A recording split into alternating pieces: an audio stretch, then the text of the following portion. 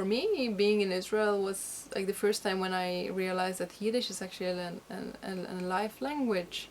I remember that when I first heard Yiddish here, like I was sitting on the street in a coffee shop, and suddenly I heard someone speaking Yiddish, and I saw it's a man who's talking on his mobile phone in Yiddish and talking about what will he eat for dinner, or I don't know, something, you know, where will he go in the evening. And that was for me, I don't know, something, it resonates in me very much, because until then Yiddish for me was like this language of Yiddishkeit, which means of the world that doesn't exist anymore, which means like the world of this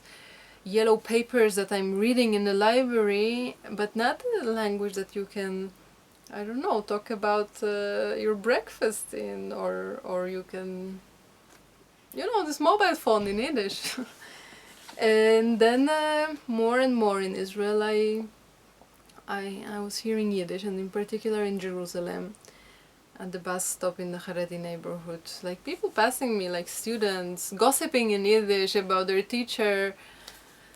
And that was an amazing experience. That was a very different experience of Yiddish than what I had before.